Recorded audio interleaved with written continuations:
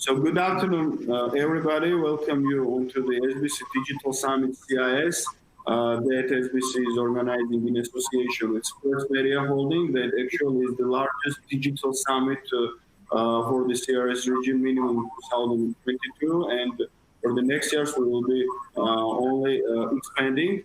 So as you do know, out of 18 panels, we do have dedicated one panel to the sports, and we do have with us famous former sportsmen. Unfortunately, we are waiting for the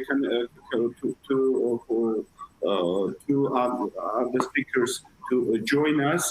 They had a technical problem, but as the was already announced at this time, so we have decided to come to go online and to start with this. So today with me, there are two tremendous figures in the sports. I'll start with Gaisca Mendieta, who is the real legend of Valencia, and not only the Spanish international team, and so he has taken a huge participation in making huge successes with the club and with the national team. And so it's really great to have Gaisca Mendieta on our panel.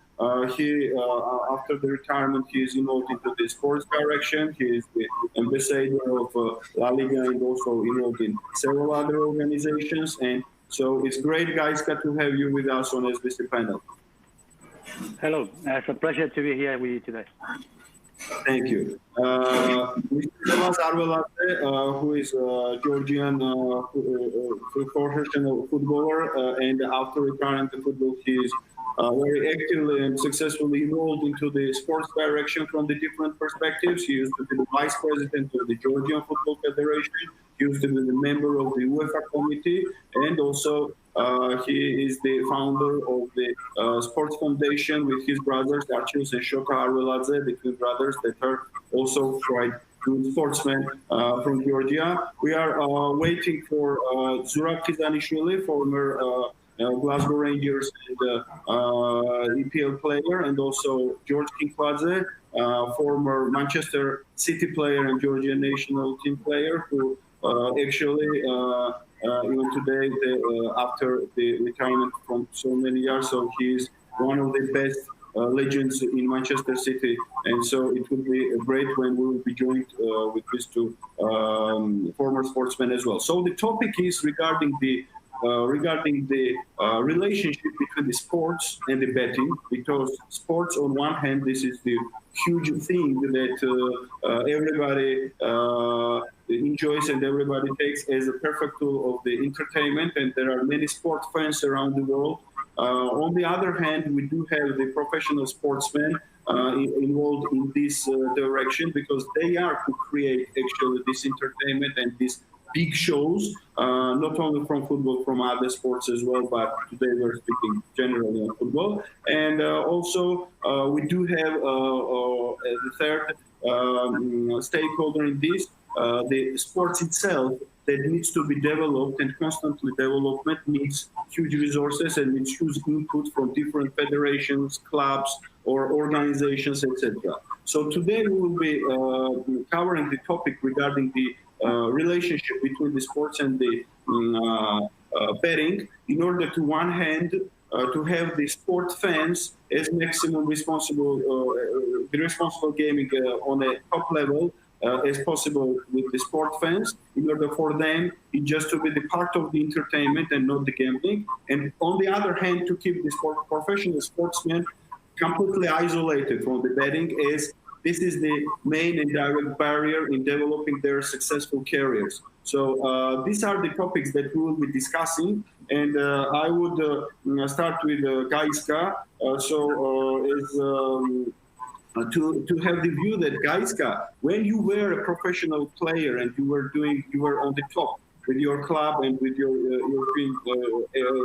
performances, everything. So, and if you look at it from today's angle, how football is today interacted and developed, and in relationship with the betting and the sponsorships with the betting. So how you think, what has changed, and did it help the sports itself, and what is your view on this?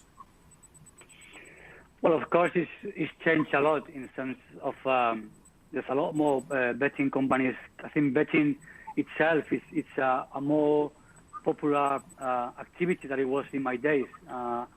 Through my experience, both in Spain and mostly in the Premier League, although I was in Italy, but I didn't get the feeling that in Italy was so popular. Where now I think betting is international, it's global. Of course, thanks to technology, thanks to mobile phones, applications, it's easier for everyone to understand what it is, what it does, and of course also to access it. In Spain, we always had La Quiniela, which is a way of betting that it was from the state, still is in the scoring days, part of the culture of the country, where a lot of people before the games go and play and try to guess the results.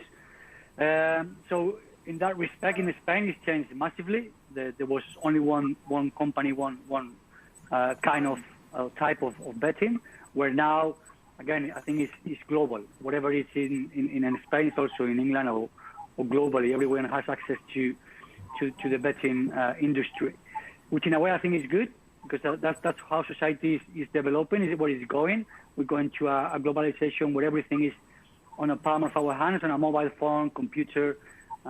Therefore, I think it needs to be accessible for everyone. But I think there's a sense of responsibility from official bodies and organizations to make it educational, to make it responsible for those that have access to these platforms, which I know for sure. I know because I've seen it, and I know because I work with different organizations that they're doing so, trying to combine those two. So it's been a relationship that's been going for years. That I think probably now it's as it peaks, as betting companies are having great revenues. Of course, they see a sport as a great investment in the sense of getting and reaching so many fans. Football is probably the biggest sport in the world at this moment. So through football, for them, it's a great platform to reach these fans and also, of course, players. But again, maybe we'll talk a bit more later in detail about this. But it comes with the education, with the way people have to approach the betting industry within the sport. But again, it does a lot of good for sports. I think betting companies, the way they invest in are supporting many different organizations at different levels. Again, we might talk later about it. But it's so involved in big tournaments in the world, in Europe, and supporting not only these massive clubs and federations and organizations, but also at a lower leagues or not leagues so famous in the world that thanks to this revenues, this income, are supporting the structures, grassroots, academies, etc. So I think it's beyond what everything is seen or most people do actually see in this relationship. Thank you for the great input. I will come to back now. I'll address Mr. Rivas. So, Mr. Rivas, from your perspective, not as the former footballer, but one of the key persons involved into the organizational part of the football itself, the Football Federation and this UEFA, etc. So, how you think, and do you think that it should be also different from country to country? Because some countries are poor, some countries are rich. Yes, some countries might be less dependent on some extra revenues from the betting, but in some countries, so it is very much important. And also, we had the recent case which we were discussing that, for example, Uzbekistan government has now put into the regulation, which would be already ready from 2021, to help betting regulated in the country in order to help them develop the sports and football mainly, and not only onto the international or the international teams level, but the local championships and local clubs. And you, as your brother is actively not there and leading let's say the leader club there, you might be also aware some things regarding this. So from your perspective, how you think how it should be balanced and how it helps the sports in general? Good afternoon again. So glad to talk to you, to be part of you. Thank you for the floor. So from the very beginning, I want to say that our industry and the betting industry, so they really need each other. So, and I don't think that that is questionable. As far as the betting companies, they are rich enough to invest the money in the football, and also this is the best way for themselves to advertise themselves, to show themselves how good they are, how big they are, how many opportunities they have to do charity or sponsoring or partnership or something else. So from this kind of the perspective, I think it's a very, very long and good joint, because they need each other very much. So due to your question that you are asking for the different style of the different countries and the different regulations, of course the poor clubs and the poor countries, not so rich like the top 10 or top 8, so they also need very much those kind of the companies as the partners and as a sponsors, because we all know that in this century and in today's business, the betting business and electronic business and some other kind of the business, they are much better doing now as the usual business and the normal business, a trading or some distributing or some other things. So from my perspective, I think the most important is that this all has to be fair, fair for the world football, for European football, and for the smaller clubs, for the bigger clubs. There should be no doubts that betting and the football is not a really good joint, because some people, when they bet, they think that something is there. When they don't bet, they didn't bet because they said that everything is not clear and fair. From my side, for instance, for my country or for the country like my brother is working, Uzbekistan, so this kind of the regulations and this kind of the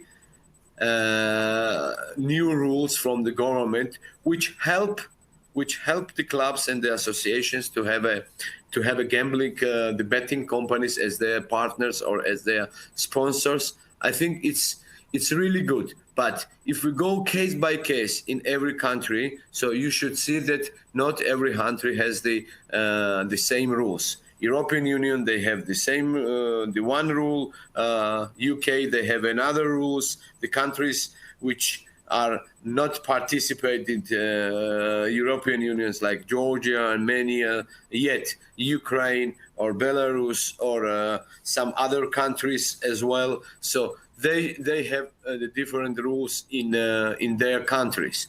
But in generally, I want to say two most important things from my side of view. It's first, this has to be very transparent and fair. And the second, of course, if we want to see the football on the high level and the clubs and the associations with the more money, of course, the betting companies is a good opportunity for them. And the betting companies which want to show themselves more and more, I think the Champions League stage and the Europa League stage and the World Cup and the European Cup and Asia Cup final and the world competitions, this is the best opportunity to promote themselves. This is something shortly I want to tell you. Okay, thank you. Guys, come back to you. So we did have as we remember, so you were also playing for the clubs like Middlesbrough that on the t-shirt had 888 poker advertisement, yeah? And so this t-shirt advertisement went very popular and there was a boost, not only in English Premier League, but in other countries. But recently we did have some cases, regarding the UK government stating that from 2023, this kind of the thing should be very much limited. Spain government already speaking with La Liga regarding removing this kind of the advertisement from the t-shirts. Also, we had in Bundesliga where the German Football Association was also approached by the government officials to make the limitations, and if this will not happen, so the broadcasters may not even be allowed to show to broadcast the football games of the clubs which do have the sponsors like the betting organizations. So this is also quite a big issue. So what you think regarding this? How it should be going, and how this actually helps clubs at one hand, and we were touching the point regarding the poor and more, so the disbalance regarding there are some clubs that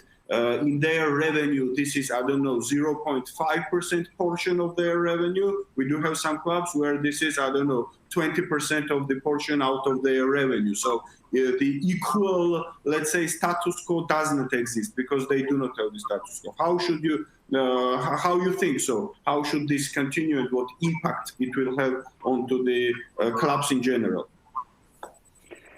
Well, of course, it's a very particular case because, like you say, it affects clubs in a different way. What is for sure is that all the money and all the revenue that it comes from betting companies in football, in particular Premier League and La Liga, they're working on trying to find out a middle point where they will be allowed to do so. Like you mentioned, La Liga is now in talks with the government, trying to extend what at the moment it's a ban that the government is putting in La Liga and clubs not to deal with betting companies. But it's such an important revenue for these clubs because it's a lot of money that they're receiving for them. It's a big part of the budget that they have per season, which allows not only buying players, but building facilities, stadiums, invest in the grassroots and bringing young talent through them. But also for the organization itself, like the Premier League, La Liga itself has a betting company partners, and so does, I think, apart from four or five clubs, all of them in La Liga have some sort of related partnership with betting companies. Premier League, I think, is a bit less, although Premier League hasn't got a partner itself, but it does allow clubs to have them. Again, I think it's the approach from organizations. It's governments trying to find the middle point, the education, to make people understand what is actually the betting and the risks that there are there, to do it responsibly. It's a lot of money that companies are putting into sport. We have to see the other way around, not what betting companies are, rather than forgetting about the sport. They want to invest in sport, and I think that's a good thing that develops and allows young kids, young talent to come through and to create not only I'm talking only in the bigger and top leagues. If we go to other countries, like before we were talking about, it could be huge. It could be ruining or getting rid of a lot of academies, schools, sporting activities for kids. So I think that need to find the middle point. You cannot erase it completely or try to forbid it completely. You need to find the way to allow these clubs to have those revenues, which are very important for the stability and the future of themselves.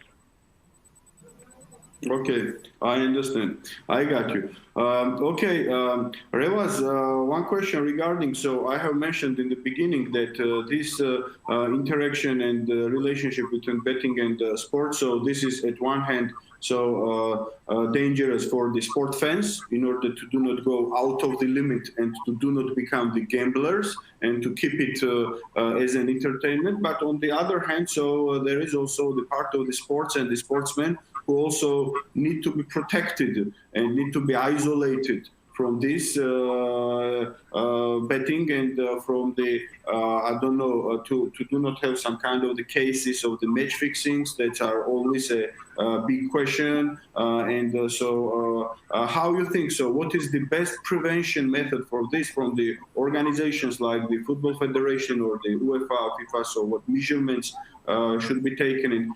Actually, how is it today from your point of view? Is it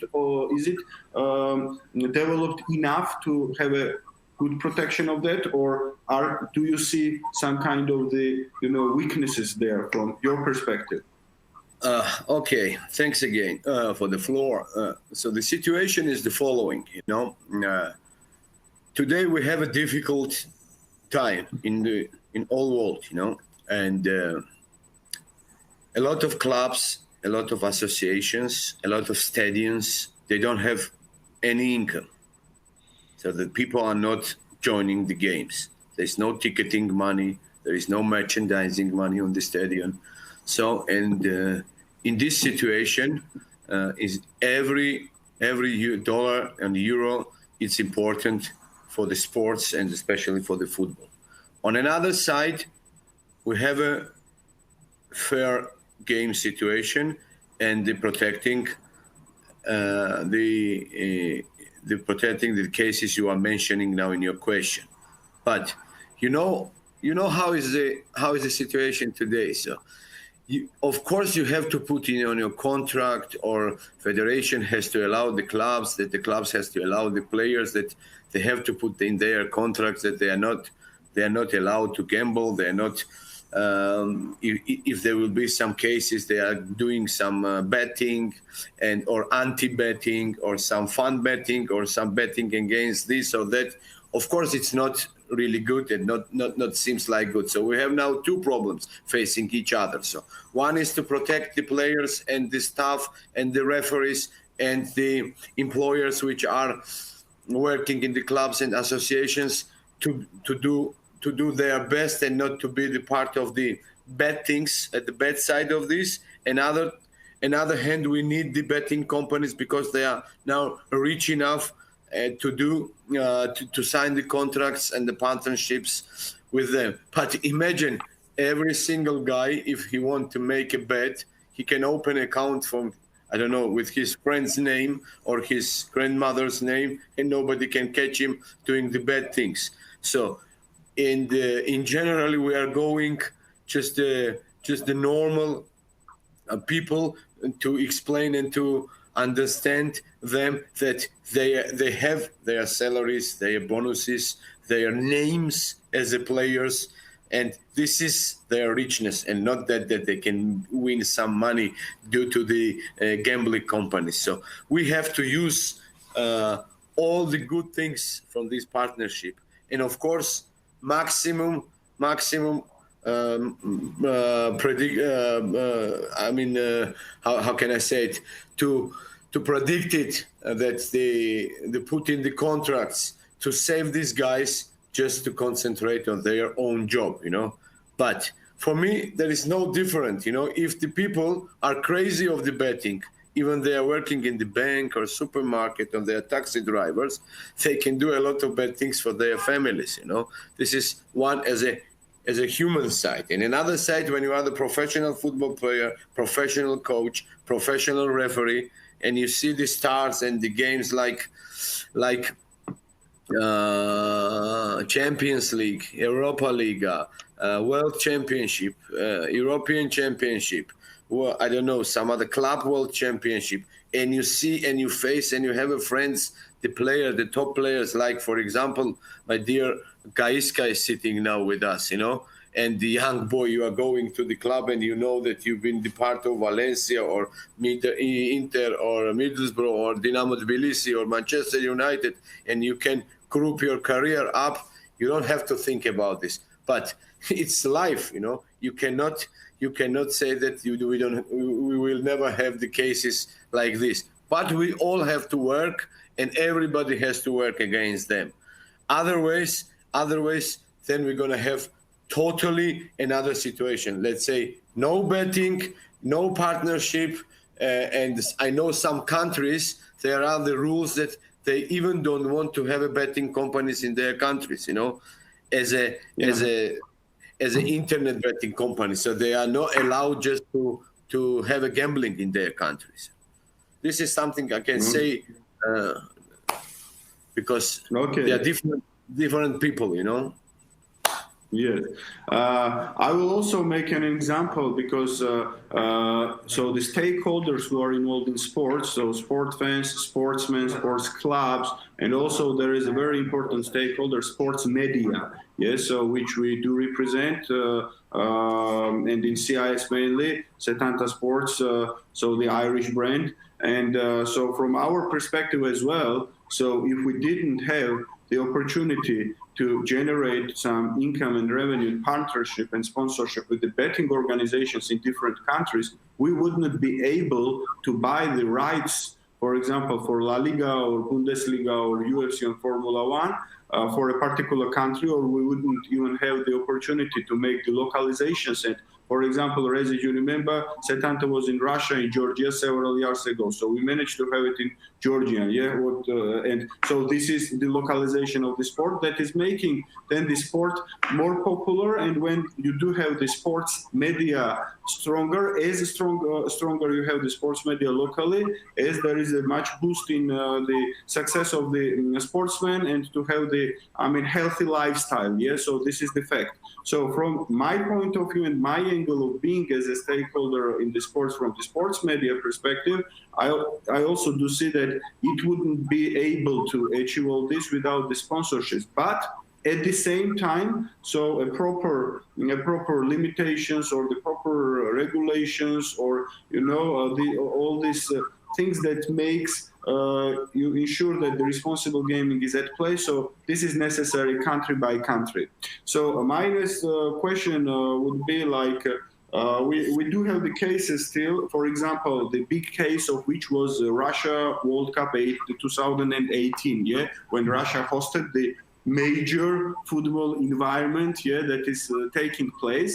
And we had the case when in Russia, for example, the betting was not regulated before there were the plans regarding this championship. And when they had decided, and when the process went in, when the SUPIS was organized, etc., so they have regulated the betting.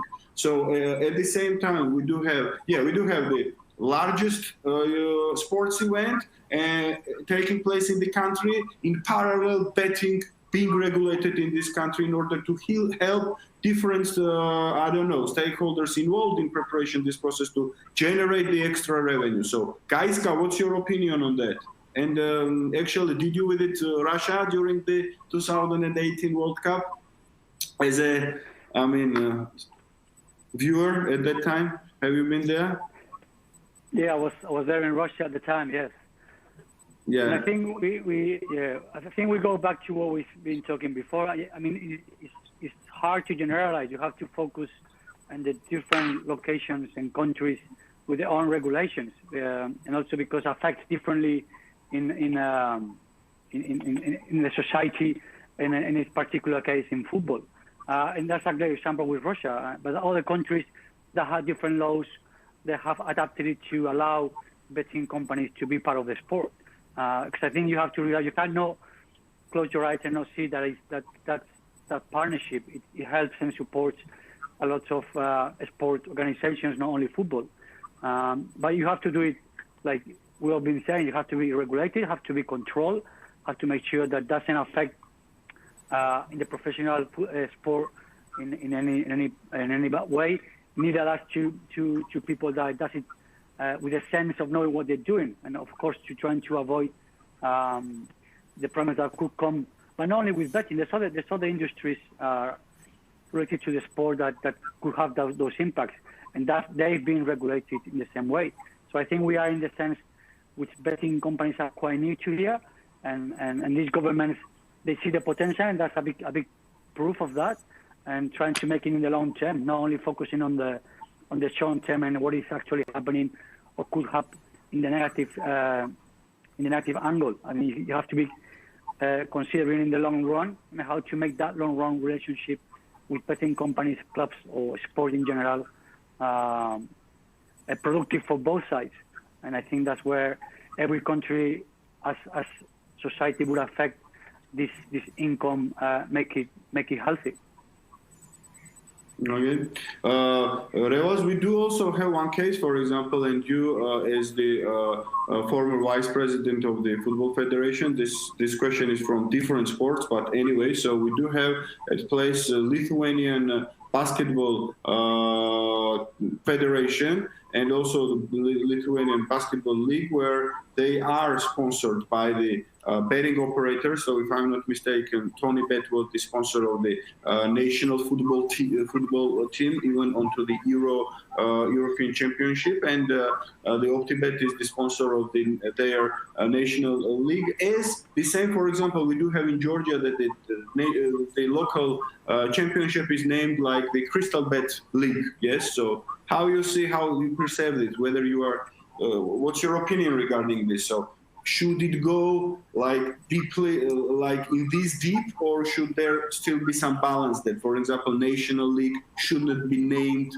the name of the betting operator or something? Because La Liga, this is, for example, Santander League. Yeah, Santander, this is the bank. Yeah, Crystal Bet, this is the betting organization, and it's it. So, what's your opinion regarding this? How deep should it go? Nobody knows what is the situation in the next few years. Because we had behind us very, very difficult pandemic year. So and we hope very much that everything will be close and finished very soon. But most probably, as far as the clever people are talking, so we're gonna have another difficult year. All this maybe brings some kind of the problems to the clubs and to the associations. So in this case, also we can also say that we have to go the case by case, because I don't know how big is this contract, how many years this company is the sponsor of the Georgian Super League, and how good they pay or how bad they pay. But I think that at least the next few years, if there will be both side interest from the betting companies and from the football to develop their joint and their friendship or the partnership, we have to say that it will be necessary, because I know the PTT competition, for example, it's the telecommunication biggest company in Netherlands, in Holland. So there was a PTT competition. It was the Super League of Dutch competition. You say the Santander, yeah, the Super League. Yeah. Then we have some other countries. They have some different names. And Georgia has the Crystal Bet, as far as I know, and it depends what kind of the relationship they're going to be continued. If the both sides they like this agreement, this contract, I think there is some more difficulties in our nearest future that we can give them a hand just to have some kind of the more sponsorship from the companies. And of course, when everything will be I don't know, some other problems will be over, and then all the countries anyway, they're gonna go case by case and they're gonna decide. If you're asking me how favor is from my side that a club with the betting sponsor and the national association with the betting sponsor, I don't really found the big difference between this. It depends how good and how big is this company. If they are doing a lot of charities for the kids, if they are doing a lot of charity for the sports, for other sports, and some other good things, I think then the company has a good name. We can be easy with their partners. Okay. Kaista, one last question for you, and then I need to go to the audience. We do have Q&A, and we will be running out of time. So just to be on that. Yeah, so we have mentioned all these topics, and very important is also, for example, the view regarding that we do have now. So football is changing. Yeah, if I don't know, in late 80s to 20s, so it was like Italy Serie A, then some championship started. Now we do have the English Premier League that is going out of just everywhere, and so it's very, very, very much popular today. Yeah, even so, we are observing some countries where Real and Barcelona has much less, let's say, sport fans today than in English Premier League. But we are also definitely observing that there is disbalance between the finances put it into the English Premier League, yeah, from the from the investors or from these betting operators, or investing into the clubs, and all these transfers that's going. So how you see, so how it will continue, and what kind of the balance should we be expecting? So I don't know, 5 years from now. So it will be going into the Premier League direction because of this financial support, definitely, or it will be diversified, and there will be some, diversifications across the top 5 leagues. So I'm referring to La Liga, Serie A, English Premier League. Well, certainly, money, we know how important it is in any industry, and football is no different in that sense. So the more revenue you get, the more money you are able to distribute amongst your clubs. That would allow these clubs to buy better players, to invest more money in grassroots, in coaches for the grassroots. So that would feed and grow that talent in order to give any club in the competition the opportunity to compete, and to some of them even win it. So the more revenue you got, you're more allowed to give those how you get to those clubs. So how you get that revenue? That's, I think, that's part of the issue what we're discussing now. The biggest is clearly broadcasters, but like you're saying, some broadcasters are betting companies. Some other clubs are getting the sponsorship mostly from betting companies. Some others don't. I think it's trying to find the balance, how to get those revenues. Premier League has been in the broadcasting industry longer than La Liga has been. Although the numbers of La Liga has increased and are much better than Premier League in the recent years, because the international expansion that has been done, that has allowed to many clubs get more money in the sense of mid-table, lower table. At this moment in the last few years, getting probably, I don't know, 30, 40 more times than money they were getting in 10 years ago. And I think that's good for the competition, and that makes the competition even better. If we judge competitions by what is happening in Europe, in terms of clubs, Spain has been ruling and has been having many clubs in the last stages of Champions League and Europa League. So sometimes it's not all the money that goes to the top clubs, how they spend big money in big names, but also how it goes on the grass. I was saying earlier, how do you invest? We have Sevilla, we have now it's Real Sociedad, Valencia at some point, Athletic Bilbao, now in Premier League, Everton. So teams that we usually are not there on the top of the table telling trophies, that would allow them to be top 6, top 8, and compete in Europe. And that also increases the revenues that we'll get at the end of the season. So I think it's trying to find that balance on how much money they get, where they get it from, and of course how they spend it. It's another big important part of the competitions, which both Premier League and La Liga has done recently, which is trying to make sure that clubs are managed and administrated like a company, so there's no debt on the clubs. Every player gets paid, and the books are balanced as you would imagine in any other company. But football wasn't like that before. So all these little things allows to have a great competition. In which direction it's going to be, I don't think we will know. It's definitely Premier League, La Liga, Bundesliga, Italy, probably the strongest leagues in the world, and of course in Europe. And then they rotate. We see Spain has been in the last few years. Italy was in the 90s. Premier League, I think, is getting there as well in terms of Europe, as clubs competing in Europe. They're getting the grip on how to do that. And there's always been rotations and eras. But amongst those 4 leagues, I think they'll be consistently be the top leagues in the world. Okay, I understand. Gentlemen, very interesting conversation, by the way, but I need to pick up some questions from the audience as well. So let's see.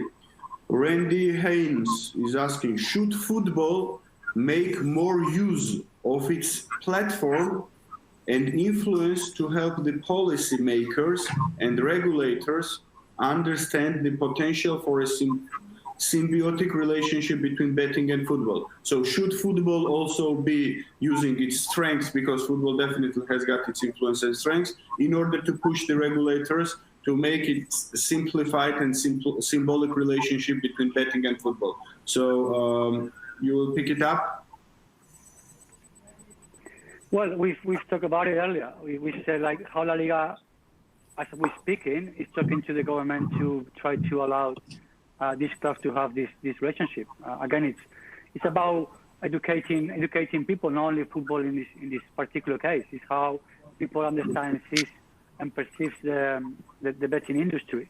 It has to be for the long term, not only for the short term, but it's not about, in my opinion, it's not only about trying to cut all those links or those relationships. I think it's good for sport, and you have to try to make it work in a way that it benefits everyone.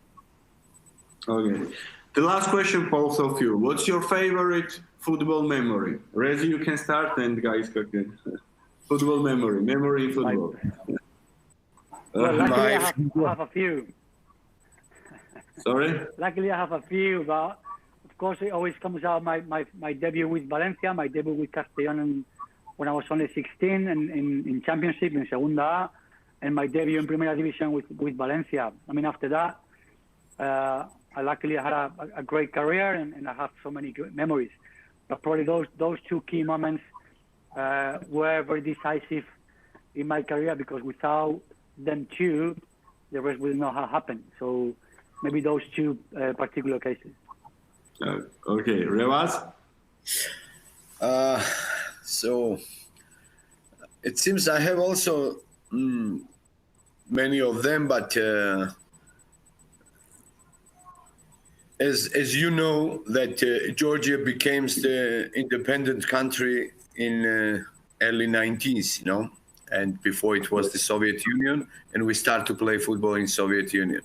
Of course, it was a huge and the biggest dream to be part of the Dynamo Tbilisi when it was the top club in these years, you know, the 80s and 90s and before, of course. And this is the biggest what we have in football. But I think that the first official game on the name of Georgian national team in UEFA and the World Championship competitions as a Georgian national team was the best memory when we as an independent country with our anthem and the flag, we stay on the pitch, on the stadium, and listening to our anthem, and it was the best experience we have. And of course, then the developing of my personal football career, and as a manager,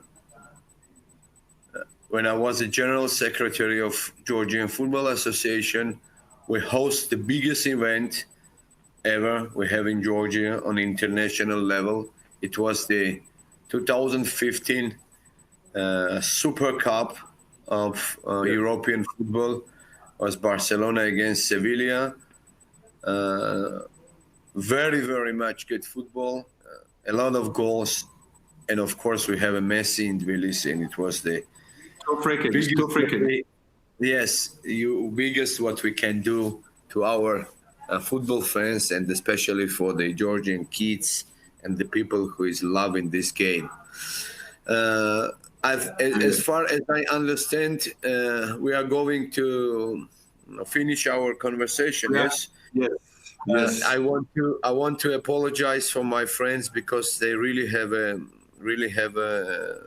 family and the some other stuff of the problems. From my side, I want to say that I'm very happy to speak yesterday, Gaeska, with you, and today to be in one floor with you. Thank you very much for this invitation and this opportunity to catch up, to speak about our best game in the world. Thank you, Revaz. Thank you. Gaeska, if you want to say a few words, and we will just finish the... Yeah, thanks for having me. It's a pleasure to be here. Revaz as well, talking to you. It's great to always talk about football and how football is evolving. We probably, to summarize, you mentioned in my first question how it's changed. Football is continually changing. It's adapting to the new challenges and the new technologies, and so be for now and the future. So great to be on the panel, and I hope everyone enjoys and stay safe in There is still 11 against 11. Yes? Yeah, that's for sure. As soon as we are allowed to travel, I'll be on a plane to Georgia, my friend. Yes. Referees are more than 3, but the players are still 11. Yeah. Players are yes. Thank you very much for joining us on SBC Digital Summit. Thank you very much for being so interesting for the audience. And I think that we had very interesting panel, even we were 3 and not 5. So I think that audience has joined it, and we provided quite sufficient information. Thank you very much. Thanks for the audience, and see you on to the next panels. And stay safe. Muchas gracias. Thank you. Bye. Bye-bye.